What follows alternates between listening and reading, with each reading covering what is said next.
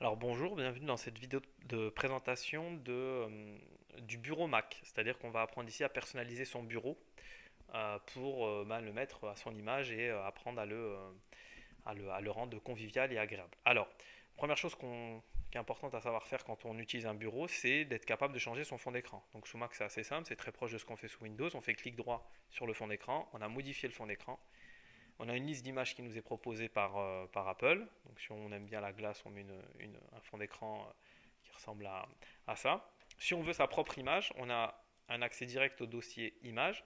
Alors le dossier image, c'est simplement un visu de toutes les images qui sont présentes dans votre petite maison image. Voilà, toutes les images qui sont présentes ici sont répercutées ici. Donc si je prends cette image-là, hop, ça pourrait être une image que j'ai copié-collé, enfin que j'ai téléchargée sur Internet. Je la mets simplement dans mes images et du coup je peux l'appliquer en fond d'écran. Voilà, je reclique sur fond d'écran, ça va prendre l'espace. Voilà, donc voilà comment on fait pour changer un fond d'écran. Très simple. Ensuite, sous Mac, et ça c'est vraiment spécifique à Mac, ça n'existe pas sous Windows, en tout cas par défaut, c'est la possibilité de rendre actifs les coins de l'écran. C'est-à-dire que vous voyez là, quand j'amène ma souris en haut à gauche, alors pardon, je vais ouvrir une fenêtre, voilà, en haut à gauche, hop, ça libère, même si j'en avais deux, voilà, hop, si j'ai deux fenêtres d'ouvertes, vous voyez, si je fais ça, hop, alors je crois que sous Windows c'est l'équivalent de Windows M, c'est la réduction de toutes les fenêtres. En bas à droite, c'est le visu de toutes mes fenêtres. C'est exactement le contraire. Des fois, on a 4-5 fenêtres qui peuvent être ouvertes. Vous voyez, si j'ouvre plan, calculatrice, etc. Des fois, je ne sais plus où est-ce que j'en suis. Si je fais ça, hop, toutes les fenêtres me sont proposées de façon très simple d'accès. Si je clique ici, hop, on voit la fenêtre. En bas à droite, c'est le Launchpad. C'est l'accès au répertoire, toutes les applications qui sont présentes dans mon ordinateur. C'est très proche de iOS, quoi. Launchpad, c'est une espèce de version light de iOS dans macOS. Donc voilà, ça me permet d'avoir un accès direct au logiciel si je veux en lancer un. Voilà, si je veux lancer VLC, hop, je clique et VLC se lance. Et en haut à droite, c'est la mise en veille de l'ordinateur. Alors je le fais pas parce que ça couperait la vidéo. Voilà, donc en haut à droite ici, c'est mise en veille de l'ordinateur. Alors comment j'ai fait pour mettre ça en place? Quand vous cliquez sur, ben là, je vais m'en servir. Hop, pardon, hop. Ah ben il n'y est pas. Donc je vais le relancer. Clic droit, modifier le fond d'écran. Vous avez dans le menu économiseur d'écran qui permet de choisir lorsqu'on met l'ordinateur en veille ici des animations d'images. Mais c'est pas ça qui nous intéresse, c'est coin actif. C'est ici qu'on va pouvoir dire qu'est-ce qu'on fait quand on envoie la souris en haut à gauche. Donc là vous voyez en haut à gauche, ça m'affiche le bureau. Mais si je lui demandais par exemple de mettre le centre de notification, vous voyez, ça m'ouvrirait le centre de notification. Ça n'a pas beaucoup d'intérêt de mettre le centre de notification, puisqu'il suffit de cliquer ici pour les avoir. Et maintenant, ça m'a remis bureau. En bas à droite, j'ai mis mission contrôle. Hop, c'est ce que mission contrôle, c'est un visu instantané de toutes les fenêtres. En bas, en bas à gauche, en bas à droite, c'est le launchpad, c'est ce que je vous disais. On pourrait très bien mettre autre chose, je sais pas, par exemple, fenêtre de l'application. Donc ça, j'ai pas trop d'intérêt, ça fait un zoom de la fenêtre. Je préfère mettre je préfère laisser le launchpad. Voilà, hop. Et en haut à droite, c'est la mise en veille de l'ordinateur. Voilà une personnalisation qui va plus loin de son bureau, en plus de l'économiseur d'écran et du fond d'écran. Euh, Comment mettre un raccourci? Donc toujours dans cet objectif de personnaliser son fond d'écran. Hop. Alors pour fermer une fenêtre sous Mac, si vous cliquez ici, ça ne la ferme pas. Vous voyez, la petite puce de plan est toujours présente, cette petite puce noire qui nous dit que le logiciel est actif. Si on veut fermer, il faut cliquer sur le lien de la fenêtre et quitter. Et là, hop, ouais, hop, la petite fenêtre, enfin le petit point, pardon, disparaît. Donc, euh, si vous voulez mettre des raccourcis donc ici, là, vous avez le dock qui est divisé en deux. À gauche, vous avez l'accès à tous vos logiciels. Et à droite, ici, vous voyez cette petite barre là marque l'accès à vos données. Donc là, il n'y a rien, il y a juste la corbeille.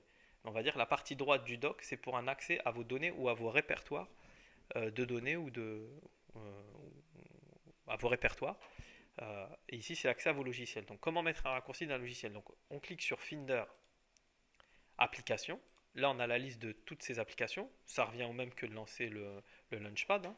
Le Launchpad, c'est simplement la liste un listage du répertoire application. Donc si on veut lancer par exemple les échecs, hop, on double-clique sur échecs. Ça va nous lancer le logiciel échec, voilà. Et donc du coup, maintenant il apparaît ici. Ouais, je vais le fermer et le relancer, comme ça vous allez hop là, hop, il va disparaître. Je le relance. Soit directement dans Finder, application, soit Launchpad et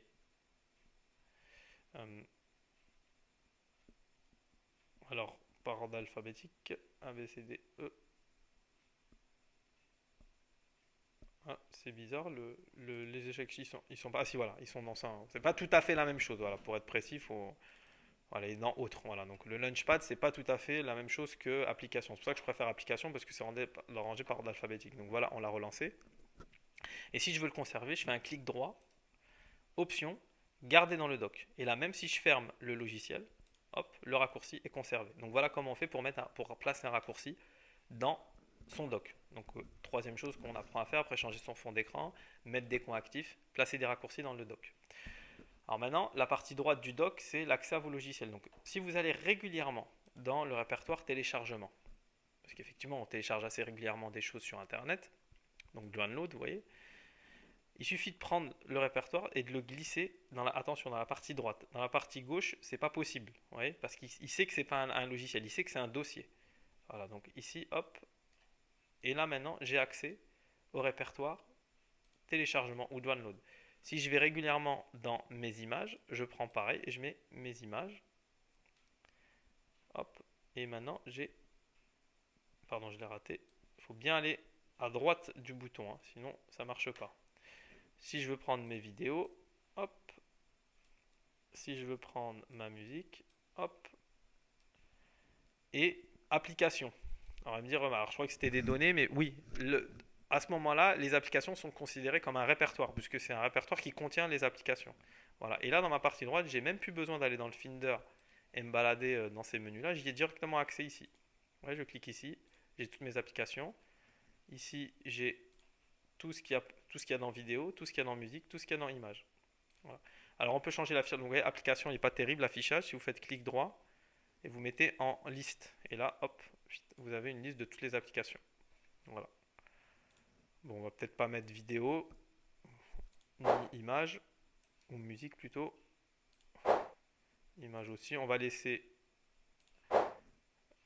application, téléchargement et peut-être document. Voilà. Du coup, ça, ça a de l'intérêt. Voilà. Pareil, plutôt que ce mode automatique, on met un mode liste. C'est plus. Hop, pareil, celui-là, il est en mode automatique. On va mettre liste. Ouais. Hop, ça les déroule de façon assez claire. Et vous voyez, et quand il y a un dossier, hop, on a même la possibilité d'aller dans le sous-dossier et le sous-sous-dossier. Donc c'est très très efficace. Ça n'existe pas sous Windows, hein. Voilà, donc personnalisation du doc, les raccourcis à gauche et l'accès à vos dossiers, dossier application, dossier document, dossier téléchargement dans la partie droite. Et la corbeille, bien sûr, hein, quand on n'a pas besoin d'un fichier, on le met dans la corbeille et à ce moment-là, on l'a supprimé en faisant un clic droit, enfin en l'ayant mis dans la corbeille. Pour vider la corbeille, on fait clic droit, vider la corbeille. Par contre, faire attention parce que c'est assez, c'est assez radical, hein. Le fichier disparaît. Donc sur l'interface du bureau Mac, voilà ce qu'on pouvait dire. Une fois que vous avez compris que le dock se personnalise, le fond d'écran se personnalise, les coins de l'écran se personnalisent et la partie droite du dock se personnalise, vous avez à peu près appris les principales fonctionnalités de la personnalisation du bureau Mac. Merci.